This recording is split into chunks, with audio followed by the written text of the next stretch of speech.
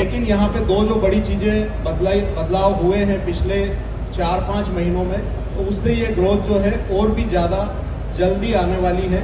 सबसे पहला बदलाव जो हुआ है कि नवंबर में जो यूएस के इलेक्शन हुए थे, तो वहाँ पे ट्रम्प का आना मतलब दुनिया में एक उथल पुथल का संकेत हुआ, जिसके चलते पूरे देशों की जो मुद्राएं हैं उनमें कमजोरी देखने को मिल रही है। भारत की करेंसी भी 3 से 4% घटी है और आने वाले समय में और 3-4% घट सकती है। तो ये एक्सपोर्ट वालों के लिए एक एक्स्ट्रा डिविडेंड है, 4 + 4 8%। पहली चीज। दूसरी चीज, जो इस साल अपना यूनियन बजट आया है उसमें सबसे बड़ा बदलाव ये हुआ है कि जो भारत सरकार ने कंजम्पशन के ऊपर फोकस किया है, 12 लाख तक की इनकम को टैक्स फ्री किया है।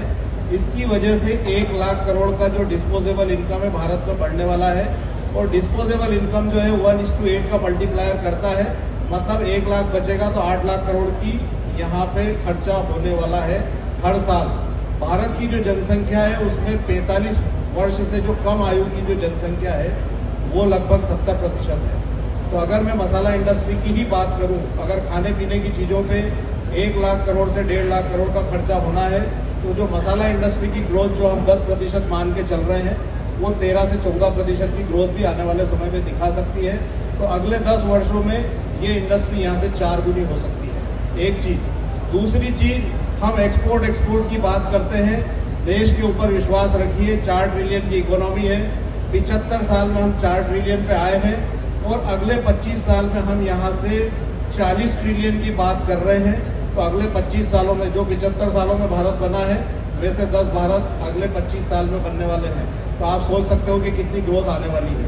तो अपने ऊपर भरोसा रखिए, अपने प्रोडक्ट में इनोवेशन करिए, वैल्यू एडिशन करिए। भारत का मार्केट ही बहुत बड़ा है। अब यहाँ पे अगर मैं भाव की बात करूँ, तो कल से हम देख रहे हैं कि चाहे वो धनिया हो या जीरा हो, इतनी फसल होगी, ये भाव होगा। मतलब इस बार यहाँ पे उत्साह की सबसे ज़्यादा कमी इस सम्मेलन में देखने को मिली है। तो मार्केट का एक उसूल है कि जब उत्साह ज़्यादा हो तो हमको डरना चाहिए, और जब डर ज़्यादा हो तो हमें उत्साह होना चाहिए। अगर आपको वेल्थ बनानी है, पैसा कमाना है, तो ये बाजार का सीधा सिद्धांत है। इस बार डर बहुत ज़्यादा है तो आप लोगों में उत्साह होना चाहिए। बात धनिये की करेंगे। धनिया मेरे दिल के बहुत करीब है। धनिये में अभी हम देख रहे हैं कि बहुत ही दायरे का कारोबार देखने को मिल रहा है, और अभी क्रॉप आने के पहले जो अप्रैल का वायदा है वो 8,200 के आसपास ट्रेड कर रहा है। अगर ये 7,850 के आसपास भाव आते हैं तो धनिया अप्रैल लेकर के चलना चाहिए। मेरा मानना है कि 9,650 तक के भाव धनिया बना सकता है, और वहाँ पे अगर एक्सपोर्ट डिमांड इमर्ज होती है, कोई मौसम की वजह से थोड़ा उत्पादन कम होता है, तो बेस्ट केस में हम ऊपर में 11,500 तक भी इसको जाते हुए देख सकते हैं। अब बात करेंगे जीरे की। जीरे में 60,000 में सब में उत्साह बहुत ज़्यादा था, और 20,000 के जीरे में सब में डर है। तो जीरा अप्रैल का अभी जो 19,300-400 चल रहा है, 19,800 के आसपास, तो अगर अप्रैल का जीरा 19,000 से 18,800 की रेंज में आता है तो ये लेने के अच्छे भाव है, स्टॉक करना चाहिए।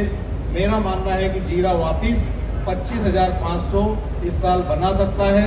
तो 18,800 का जीरा अगर 25,500 बिकता है तो वहाँ पे अपने को लगभग 40% की अपसाइड की गुंजाइश यहाँ पे नजर आती है। तो जब सब लोगों में डर हो तो हमें उत्साह होना चाहिए, और आरएएस से आज आप यहाँ उत्साह लेकर के जाएं। ये जो वर्ष है ये मसाला व्यापार के लिए सबसे अच्छा वर्ष व्यापार के लिए साबित होगा, और ये मेरे को पूरी उम्मीद है। बहुत बहुत धन्यवाद।